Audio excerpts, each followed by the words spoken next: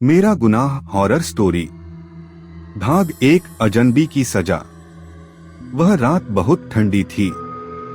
पूरा गांव घने कोहरे में डूबा हुआ था। अमर, जो शहर से गांव लौटा था, अपने पुराने पुश्तैनी घर में अकेला था। यह घर बहुत बड़ा था, लेकिन कई सालों से खाली पड़ा था। गांव वाले कहते थे कि इस घर में आत्माएं भटकती हैं, पर अमर को इन सब बातों पर यकीन नहीं था। रात के लगभग 12 बजे होंगे। अमर ने चाय बनाई और खिड़की से बाहर झांकने लगा। तभी उसे सामने वाले पीपल के पेड़ के पास एक परछाई दिखी। पहले तो उसने सोचा कि यह उसका भ्रम होगा, लेकिन जब परछाई धीरे धीरे उसकी ओर बढ़ने लगी तो उसकी सांसें तेज हो गईं। कौन है वहां? अमर ने हिम्मत जुटाकर पूछा। कोई जवाब नहीं आया, लेकिन अगले ही पल दरवाजे पर जोर की दस्तक हुई। भाग 2 अधूरी आत्मा। अमर ने धीरे से दरवाजा खोला। बाहर एक अधेड़ उम्र का आदमी खड़ा था। उसकी आंखें सूनी थीं और चेहरे पर अजीब सा डरावना भाव था। उसने कांपती आवाज में कहा, तुम इस घर में अकेले क्यों रह रहे हो? यह घर तुम्हें छोड़ना नहीं चाहता।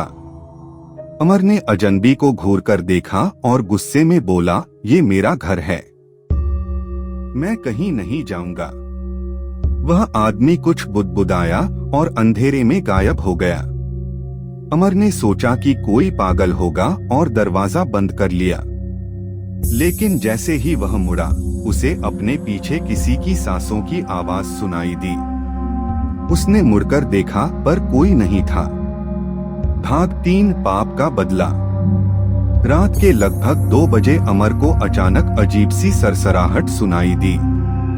बत्ती बंद हो चुकी थी और कमरा ठंडा हो गया था। उसने टॉर्च जलाई और इधर-उधर देखने लगा।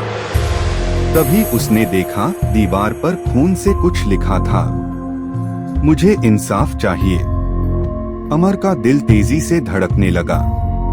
तभी उसे लगा कि कोई उसके बिस्तर के नीचे से सरक रहा है। उसने डरते डरते नीचे झांका और वहां एक जोड़ी सुर्ख लाल आंखें उसे घूर रही थीं। अमर चीख पड़ा और पीछे हट गया। तभी अचानक बिजली चमकी और कमरे में वही अजनबी खड़ा दिखा, लेकिन अब वह इंसान नहीं बल्कि एक सड़ी गली लाश में बदल चुका था। तूने मुझे मारा था, अमर। अब अमर को याद आया, कई साल पहले उसने अपने लालच में इस घर के पुराने मालिक, अपने ही रिश्तेदार रघु चाचा की हत्या कर दी थी, ताकि वह इस संपत्ति का अकेला वारिस बन सके। अब रघु चाचा की आत्मा उससे बदला लेने आई थी। भाग 4 अंतिम सजा। अमर ने बचने की बहुत कोशिश की, लेकिन आत्मा ने उसे पकड़ लिया। उसकी दर्दनाक चीखों से पूरा घर गूंज उठा। सुबह जब गांव वालों ने दरवाजा तोड़ा, तो उन्होंने देखा कि अमर का शरीर छत से उल्टा लटका हुआ था। उसकी आंखें फटी हुई थीं और पूरे शरीर पर नाखूनों के निशान थे, जैसे किसी ने उसे घसीटा हो। और दीवार पर फिर से एक खून से लिखा संदेश था, गुनहगार को उसकी सजा मिल चुकी है। गांव वालों ने डर के मारे वह घर हमेशा के लिए छोड़ दिया। आज भी उस घर से रात में चीखें आती हैं। जो भी वहां जाता है, उसे कोई ना कोई सजा मिलती है। समाप्त।